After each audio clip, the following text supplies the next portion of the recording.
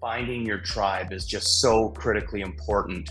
When I chose River City, I wanted to make sure that they had a good diversified training program. I wanted to work with people that were going to ensure I was successful.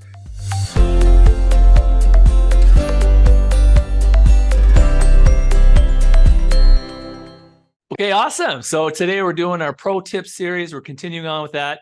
And I'm excited to have a quick chat with my good friend, Mike Pelley.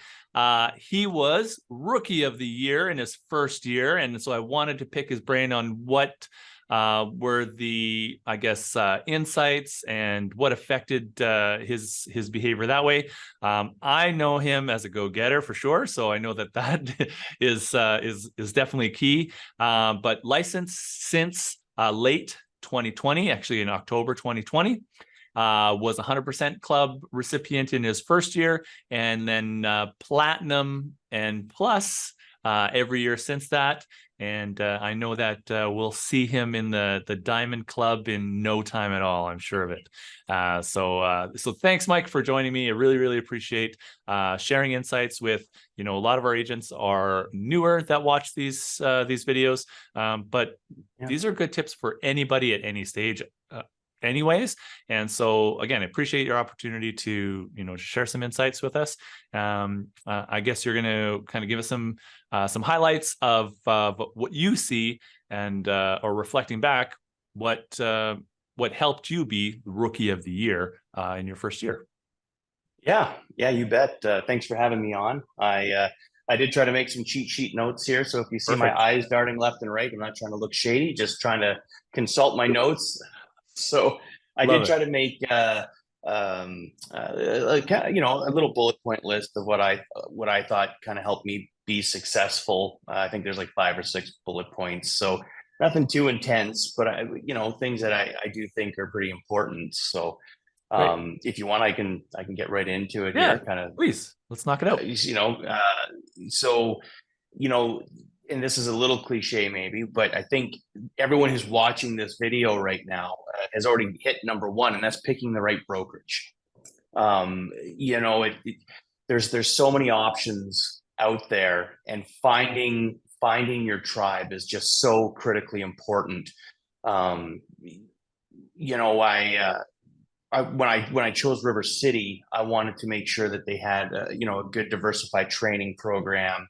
I wanted to work with people that were going to ensure I was successful. And, and part of it too were the people here.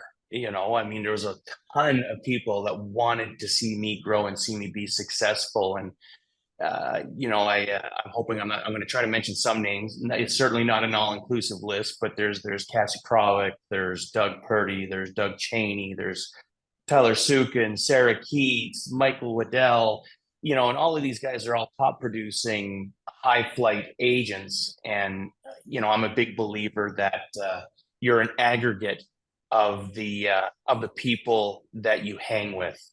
And I'm proud to say that I consider these not only coworkers, but good friends. So I would definitely echo that's a conversation we have often. Like, who you surround yourself with matters, right? And if you're 100%, not just at work, but in life, if you hang around with a lot of deadbeats, it's hard to break that mold, right? And it's so very true. When like we say, the rising tide lifts all boats, and you surround yourself with people that are doing the type of business you want to do, you start making different choices, speaking differently, and taking different actions, right? So yeah, great. Absolutely. Great tip number 1. Yeah. And I appreciate that that you say that they've already made the number 1 choice. Some of the folks that are watching this are yet to be licensed, or they may be with different brands out there, and that's okay for now. But appreciate the plug there. And I would tell those people, who maybe haven't made that jump yet over here. Because a lot of people, when they're first starting out, it's an economic decision above anything else. And I would encourage those people to take that out of their mindset, because you get what you pay for in life. And there's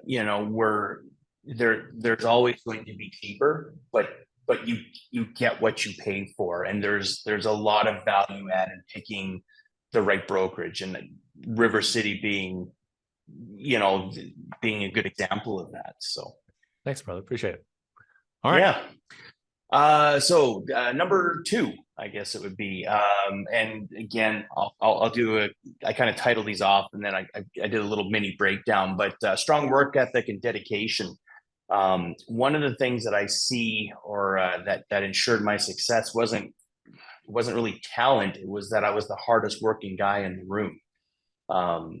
Consistently putting in long hours, going the extra mile for clients, willingness to work weekends, open houses for other client or for other agents, accommodating client schedules, being willing to drive that extra 40-minute drive if it ensures that I'm going to get that listing or make that sale. Basically just a consistent and relentless commitment to your goals. And I hear a lot of people say they're willing to do that, but I know I've also seen where they mean well, but then sometimes they maybe forget that extra 40-minute drive can be the difference between being good and being great. So Yeah. that would be something I always encourage everyone from any degree of experience to always keep that in their mind. But it's those little steps that make the big changes. Well, and I'm not sure, and I haven't previewed your list with you for this session. But, one thing that I knew to be true is that, like, you're like, Shane, I'm going to be the rookie of the year. Where do I sit? And you were incessant about that. You knew exactly where you had to be and where you stood at any given time. You had a clear goal that you were going after. And so knowing that you're starting a whole new business, right? You are your own storefront and your own business. You couldn't sit around and wait for the phone to ring. You were a yes man and go, right? I'm sure there's some clients and some actions. Now you have the luxury of being able to refer out or, say, unfortunately, that's not a fit for my business right now. But starting out, creating your new business, you're like, yeah, put in the hours. Let's go, right? Yeah. So you do what you need to do and get it done. And that's a perfect segue to my next point. Perfect. I guess it'd be point 3. Which would be, and I called it exceptional communication skills, but that might be a bit of a misnomer because, and you kind of hit the nail on the head. It's not just necessarily communicating with clients. It's also communicating with your brokerage and letting the brokerage really be very clear on what your goals are so that the brokerage can help you meet those goals. So, that includes active listening, knowing before you can help a client, you need to know what your needs are going to be and what your goals are. And then that kind of bleeds out from there in terms of, clear and concise communication, explaining what you're going to do for your clients in a very clear and thoughtful manner. And I know that seems like an oversimplification, but I do find that when we get in front of other people, sometimes we lose sight of the forest for all the trees. And I think that communication in all facets of your career will take you so much further than you realize. And sometimes just a 5-minute conversation can change, your entire year's outcome because you have someone on your side that's trying to help you. Someone like yourself, or possibly getting a mentor, which we'll talk about later. All of those types of different levels of communication are just paramount to what we do. Right. Yeah, and I know, like, through technology, and as we get more with efficiency, it's easier to, I won't say be lazy, but it's easy to not do certain things. It's easy to not pick up the phone and have a conversation, or to sit down with a new buyer or new seller and really go over the process so that we kind of eliminate a lot of the, the questions and also any of the issues, right? You can do some issue avoidance that way, right? And so, like, I know you to not be afraid to pick up the phone and have a conversation about things. So it's even great. if it's 10:30 at night. You do what you got to do, man. You do what you got to do. Right. That's how we roll. Love it. Um, Another cardinal rule I live by: know thy market. I cannot emphasize this enough. Okay. Uh, know your market before you meet with your clients. Even when you're new, sit down, start learning the areas, learn as much as you can consume, learn what areas are hot, what areas maybe are in the middle of redevelopment, and have that in-depth knowledge. So when you walk in to meet with your clients, before even talking to them, you should have a really good idea of where they are. You should be able to tell them a little bit about why they chose that area, or you can at least consult with them. Ability to, it'll also allow you to have a pretty good idea of what the home is worth before you've even stepped foot in it. So, Okay. I guess knowing thy market leads to having confidence, and having confidence leads to getting more listings. Nice.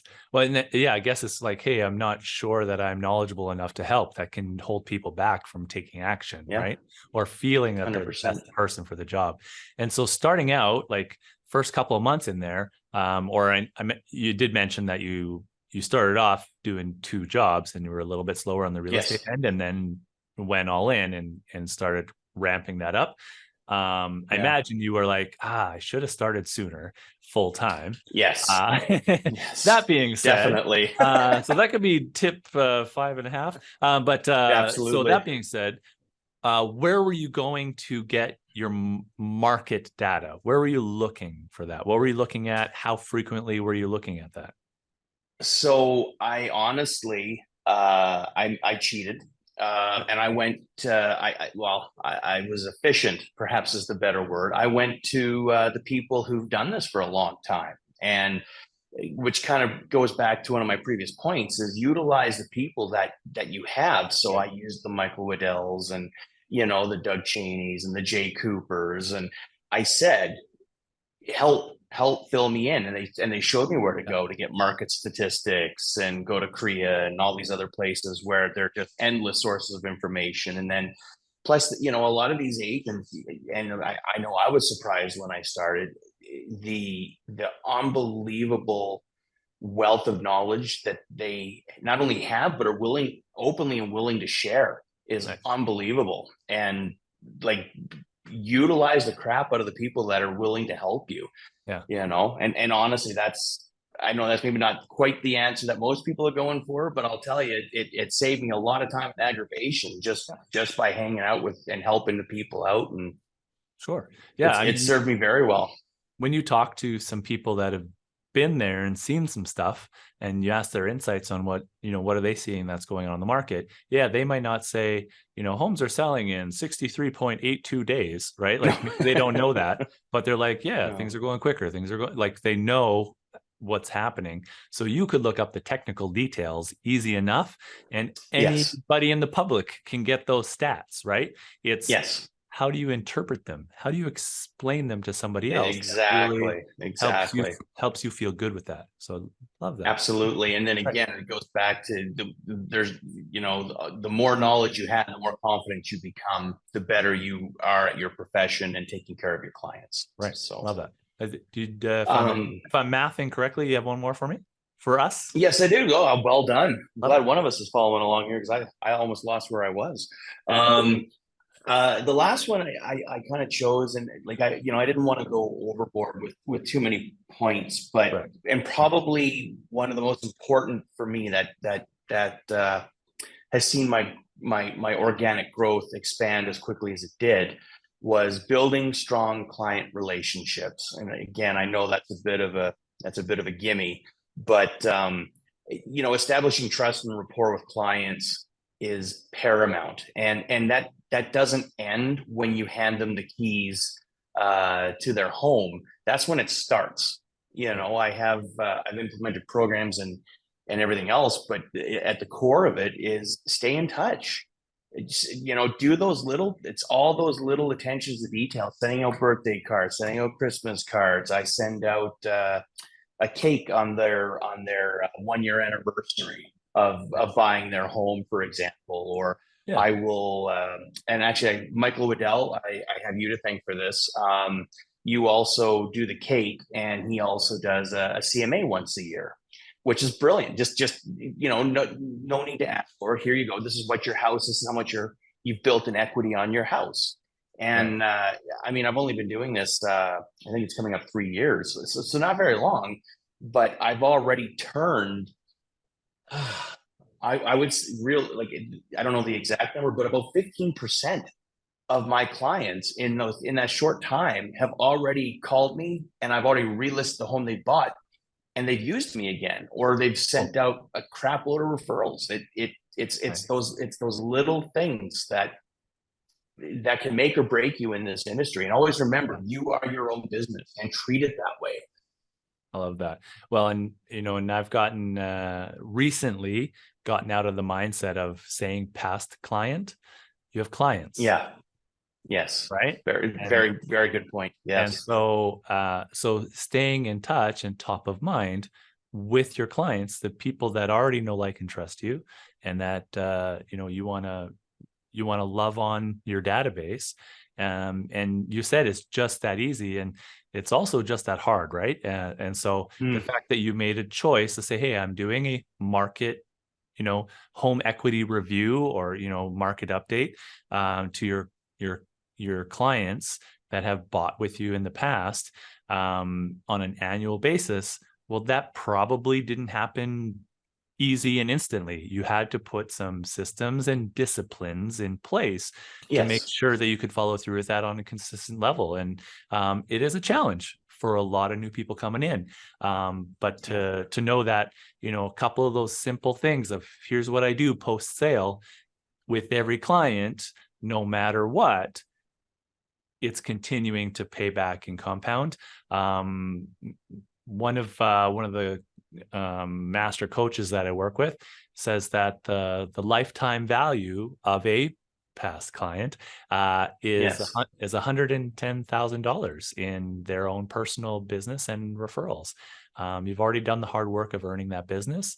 It's not terribly difficult to keep that and ensure that you're working by referral and repeat business in the future, right? So I always tell people I'm a millionaire. I just haven't got it yet, but it's coming. Perfect. That's a great way to end this session. Right? Awesome. Yeah. Thank you so much. So just to reiterate, point number 1 was picking the right brokerage. Number Critically important. Strong work ethic and dedication. 3, exceptional communication skills. And 4, know thy market. And 5, effective marketing strategies, and build strong client relationships.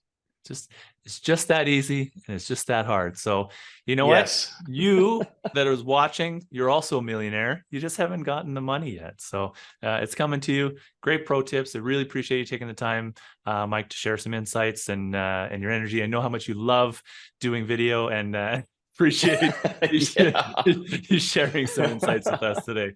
Thank you, my brother. I got a face for radio, that's for sure. Well, and I do always mention, thanks for having me on. I do always mention that our group are collaborative industry leaders, and just like Mike has gotten a lot of advice and a lot of sharing of best practices from other agents in our office and throughout the industry. I know that he's available. If you reach out, he'll answer some questions for you. He'll say, hey, these are some of the mistakes I made. Hey, watch out for this. Hey, this has worked really well for me. Or this is going really well for me right now. So don't hesitate to reach out, and be well. Thanks so much, buddy. Thank you. Have a great day, everybody.